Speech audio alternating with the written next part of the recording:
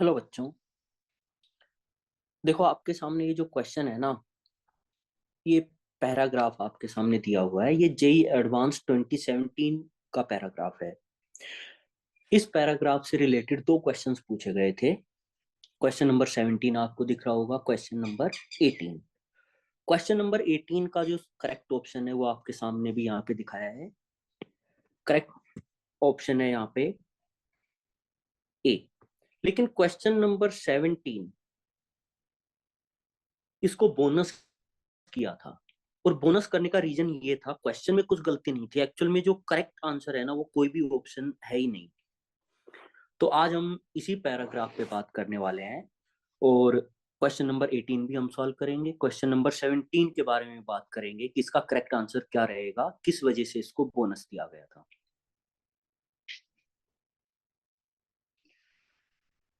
ठीक है बच्चों, तो हम बात करते हैं उस पैराग्राफ के बारे में जो अभी आपने फोटो यहाँ पे देखा है। देखो बच्चों, ये जेई एडवांस 2017 का क्वेश्चन है।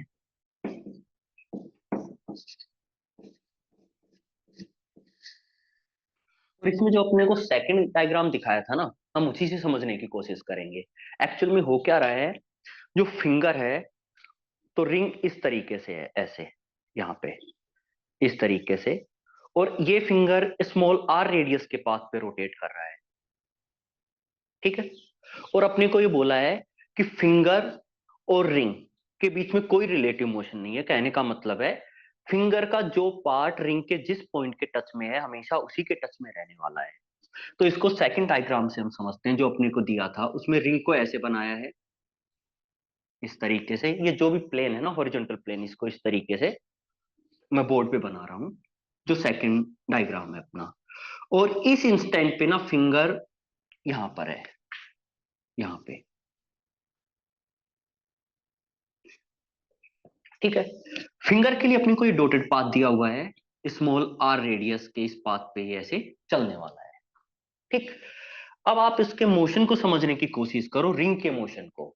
देखो बच्चों, जब फिंगर रोटेट होके ऐसे आधा रोटेशन कर लेगा तो फिंगर आ जाएगा यहाँ पे।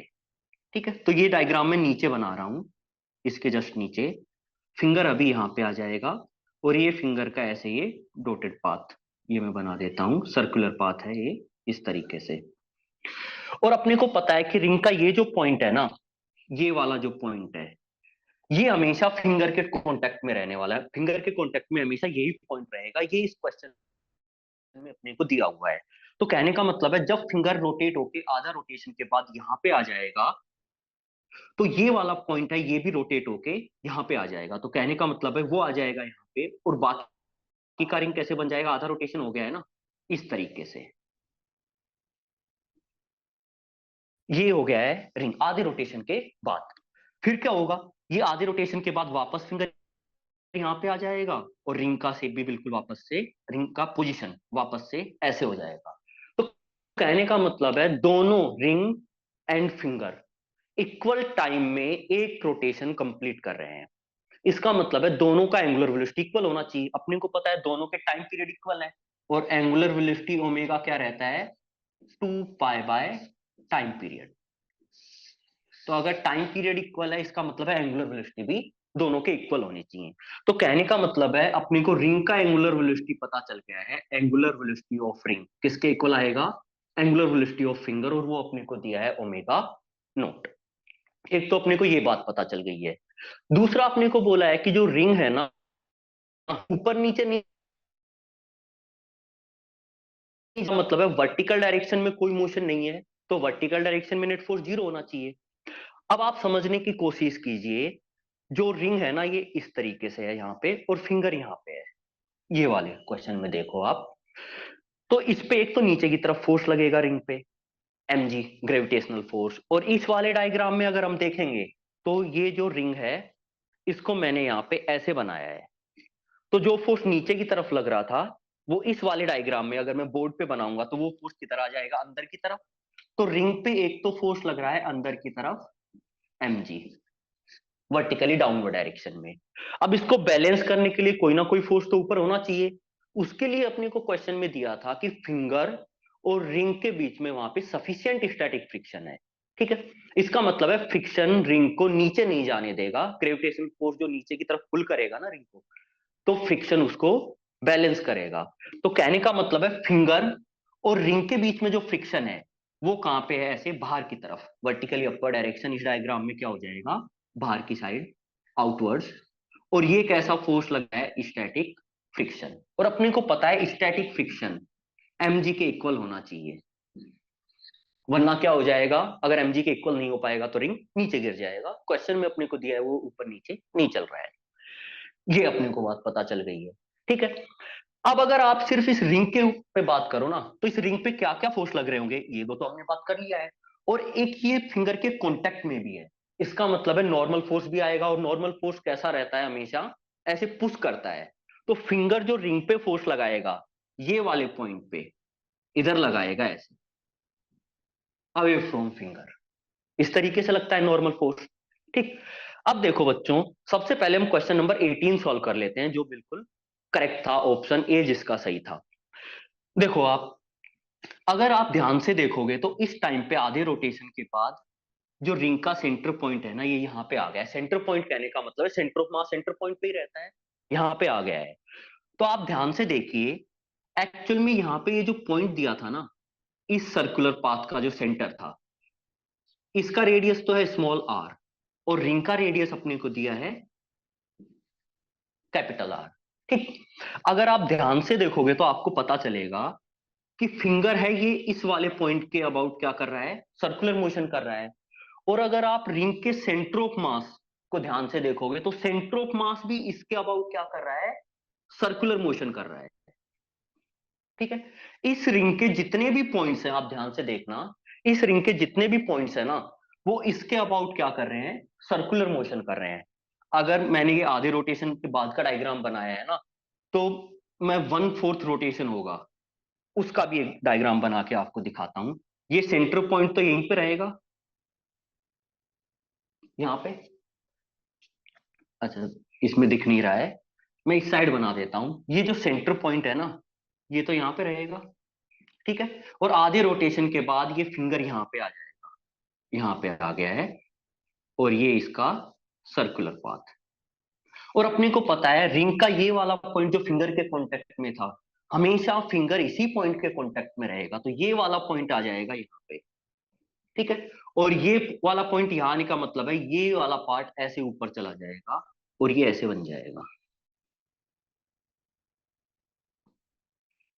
ठीक है, तो अगर आप ध्यान से देखोगे तो इसी पॉइंट के अबाउट सर्कुलर मोशन हो रहा है फिंगर का, और इसी पॉइंट के अबाउट रिंग पे कोई भी एक छोटा सा आप पॉइंट ले लो, इन सभी का सर्कुलर मोशन हो रहा है इसी पॉइंट के अबाउट। ठीक है, और अपने को पता है जब भी कोई रिजिड बॉडी का कोई आप पॉइंट ऑब्जर्व करो, कोई भी आप पॉइंट ले लो रिजिड बॉडी पे, अगर वो सर्कुलर मोशन कर रहा है, रिजिड बॉडी के सारे पॉइंट्स क्या कर रहे हैं, सर्कुलर मोशन कर रहे हैं, तो कंप्लीट रिजिड बॉडी का मोशन रहता है प्योर रोटेशनल मोशन। ठीक है, तो अपने को यह भी पता चल गया है कि रिंग का जो मोशन है, ये कैसा मोशन है, प्योर रोटेशनल मोशन। और एक्सिस ऑफ रोटेशन भी अपने को पता चल गया है, एक्सिस ऑफ रोटेशन हमेशा सेंटर पॉइंट से पास होके जाता है। तो इस एक्सिस के अबाउट रिंग क्या कर रहा है, प्योर रोटेशनल मोशन कर रहा है। ठीक है, तो अगर रिंग के सेंटर ऑफ मास का आप मोशन देखोगे, तो वो क्या आएगा, इसी पॉइंट के अबाउट क्या आएगा, सर्कुलर मोशन आएगा। इसका मतलब है सेंटर ऑफ मास के सर्कुलर मोशन का रेडियस क्या है, सर्कुलर पाथ का radius capital R minus small r. ठीक है, अब देखो क्वेश्चन नंबर 18 सॉल्व करना है, फोर्स के बारे में बात किया है, तो हम फोर्स के बारे में बात करते हैं तो कंप्लीट मास हम सेंटर ऑफ मास पे मान लेते हैं, और जितने भी फोर्स लग रहे होते हैं वो हम सेंटर ऑफ मास पे लगा देते हैं। ठीक है, और सेंटर ऑफ मास के मोशन के अकॉर्डिंग हम इक्वेशन लिख देते हैं। यही रहता है जब भी हम फोर्स के बारे में बात करते हैं तो सेंटर ऑफ मास वाला कंसेप्ट काम में ले सकते हैं। रोटेशनल मोशन के लिए कंप्लीट बॉडी का अगर आप ऑब्जर्व कर रहे हो, तो हम सेंटर ऑफ मास का कंसेप्ट काम में नहीं ले सकते। लेकिन अगर आप बॉडी के सेंटर ऑफ मास का मोशन ऑब्जर्व करना चाहते हो, तो कंप्लीट फोर्स हम सेंटर ऑफ मास पे लगा देते हैं। तो देखो बच्चों, एक्चुअल में जो सेंटर ऑफ मास है ना, उसके लिए ये हो जाएगा सेंटर पॉइंट, और फिलहाल सेंटर ऑफ मास यहां पे है, और ये ऐसे रोटेट कर रहा है इस तरीके से। देखो आप, जब 1/4 रोटेशन हो जाएगा तो सेंटर यहाँ पे आ जाएगा, और इसी के अबाउट सर्कुलर मोशन है, रेडियस वापस से capital R minus small r, और हाफ रोटेशन के बाद यहाँ पे आ जाएगा सेंटर ऑफ मास, और हमेशा डिस्टेंस क्या रहने वाला है इस पॉइंट से, capital R minus small r. इसका मतलब है इस पॉइंट के अबाउट क्या कर रहा है, सर्कुलर मोशन हो रहा है सेंटर ऑफ मास का। तो सारे फोर्स हम सेंटर ऑफ मास पे लगा देते हैं। तो एक तो फोर्स लग रहा है अंदर की तरफ mg, एक लग रहा है बाहर की तरफ स्टैटिक फ्रिक्शन, इन दोनों को इक्वल होना चाहिए, और एक इस पे फोर्स लग रहा है नॉर्मल इधर इस रिंग पे, मतलब सेंटर ऑफ मास पे आप लगा दो फोर्स इस तरफ, नॉर्मल फोर्स n। ठीक है, और सेंटर ऑफ मास क्या कर रहा है, कंप्लीट मास हमने कहां रख दिया, सेंटर ऑफ मास पे। तो अब आप ये मान लीजिए कि एक पॉइंट मास है, ये capital R minus small r radius के सर्कुलर पाथ पे चल रहा है, और अपने को पता है सर्कुलर पाथ पे जब भी कोई पार्टिकल चलता है तो टुवर्ड सेंटर एक फोर्स होना चाहिए, और वो किसके इक्वल होना चाहिए, mv² बाय आर के इक्वल होना चाहिए। ठीक है, mv² बाई आर फोर्स नहीं लगता है, जितने भी फोर्स लग रहे होते हैं ना, उनका रिजल्टेंट किसके इक्वल होना चाहिए, mv² बाय आर के इक्वल होना चाहिए, सेंट्रीपिटल फोर्स। तो यहाँ पे कौन सा फोर्स है, नॉर्मल। इसका मतलब है नॉर्मल फोर्स ही इसको क्या प्रोवाइड करवा रहा है, centripetal force, required centripetal force. और रेडियस क्या है, इस तरीके से एम v² बाय आर। ये v किसका वेलोसिटी है, सेंटर ऑफ मास का। ठीक है, और हम इसको ऐसे भी लिख सकते हैं m ओमेगा² आर, तो इसका एंगुलर वेलोसिटी अपने को पता है ओमेगा नॉट स्क्वायर। क्लियर, तो ऐसे भी लिख सकते हैं हम, centripetal force mv² by are भी रहता है, और m ओमेगा² आर रहता है, जैसा भी क्वेश्चन में गिवन रहता है उसके अकॉर्डिंग हम लिख लेते हैं। अपने को ओमेगा दिया था, तो नॉर्मल किसके इक्वल आ गया है, इसके इक्वल आ गया है। अब देखो बच्चों, अपने पास जो मैक्स स्टैटिक फ्रिक्शन है ना, वो कितना है, म्यू एन के इक्वल रहता है, और ये कितना आ गया म्यू, और नॉर्मल आ गया है m omega nought square capital R minus small r. तो अपने को फ्रिक्शन कितना चाहिए, mg के इक्वल। मैक्स अपने पास कितना है, इतना है। ठीक है, और ये सफिशिएंट अपने को स्टैटिक फ्रिक्शन मिल रहा है, इसका मतलब है जितना अपने को फ्रिक्शन चाहिए उसका वैल्यू मैक्स से कम या फिर इक्वल होना चाहिए, ये कंडीशन रहता है। अब देखो अपने को चाहिए कितना mg, और इसका वैल्यू जो अपने पास मैक्स है उससे कम या फिर इक्वल हो जाना चाहिए, mu m omega nought square capital R minus small r.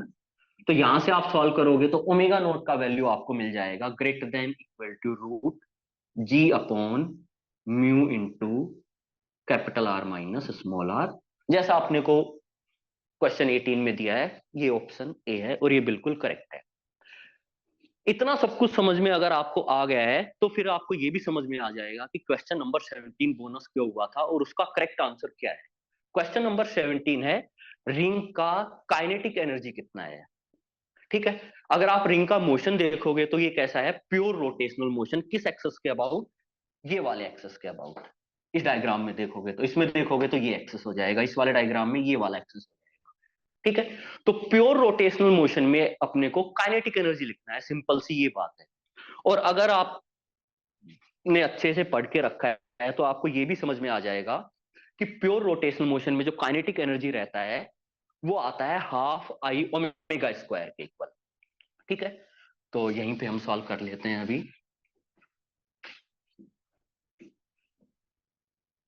तो प्योर रोटेशनल मोशन हो रहा है, और प्योर रोटेशनल मोशन में जो काइनेटिक एनर्जी रहता है वो आता है half I moment of inertia, किसके about, about axis of rotation into angular speed square, और वो अपने को कितना दिया है, ओमेगा नॉट, ये हमने पहले ही बात कर लिया था। अब अपने को सिंपल ये पता होना चाहिए कि मोमेंट ऑफ इनर्शिया क्या है रिंग का, इस एक्सेस के अबाउट। अपने को ये वाले एक्सेस के अबाउट पता रहता है मोमेंट ऑफ इनर्शिया, जो सेंटर से पास हो रहा है और रिंग के प्लेन के परपेंडिकुलर है। इस एक्सेस के अबाउट जो मोमेंट ऑफ इनर्शिया है अबाउट सेंटर ऑफ मास, ये अपने को पता रहता है, ये रहता है mr², mass into radius square, ring का रेडियस अपने को दिया है r। और अपने को इस एक्सेस के अबाउट चाहिए मोमेंट ऑफ इनर्शिया, यही एक्सेस ऑफ रोटेशन, ये वाला मोमेंट ऑफ इनर्शिया चाहिए। अब अपने को इस एक्सेस के अबाउट पता है जो सेंटर ऑफ मास से पास हो रहा है, इसके अबाउट पता करना है अपने को। ठीक है, तो पैरेलल एक्सिस थ्योरम काम में लेके हम moment of inertia about axis of rotation निकाल सकते हैं। पैरेलल एक्सिस थ्योरम क्या बोलता है? ICOM प्लस MD स्क्वायर, और डी का वैल्यू क्या है? ये डिस्टेंस कितना है? Capital R minus small r. ICOM अपने को पता है MR स्क्वायर, और ये हो जाएगा M capital R minus small r square. अब अगर आप ये वाला वैल्यू मोमेंट ऑफ इनर्शिया का वैल्यू यहां पे रखोगे तो आपको आंसर मिलेगा काइनेटिक एनर्जी हाफ M, यहाँ पे कॉमन आ जाएगा और यहाँ पे अंदर बचेगा r square plus capital R minus small r square into omega nought square. तो ये करेक्ट आंसर है। ठीक है, अब आपको काफी जगह पे इस तरीके से आंसर लिखा हुआ मिल जाएगा जिसमें ऑप्शन मैच हो रहा है। वहां पे क्या किया गया है? हाफ M, आप आर स्क्वायर बाहर निकाल लीजिए, तो यहां पे बचेगा 1 + 1 - small r upon capital R square into omega nought square. और उन्होंने फिर क्या लिख दिया? Small r is very very less than capital R. इसका मतलब है यहाँ पे small r upon capital R is very very very less than 1। और ये आप नेग्लेक्ट कर सकते हो क्योंकि इसका वैल्यू 1 से बहुत कम है। जब आप इसको नेग्लेक्ट कर दोगे ना तो 1 + 1 स्क्वायर, तो ये क्या बन जाएगा? 2, और ये 2 से कैंसिल हो जाएगा और आंसर आ जाता है MR square omega nought square. लेकिन ये सही नहीं है क्योंकि अपने को क्वेश्चन में कहीं पे भी ये वाला कंडीशन नहीं दिया है, ऐसा करके नहीं बोला है। ठीक है, तो करेक्ट आंसर इसका यही है।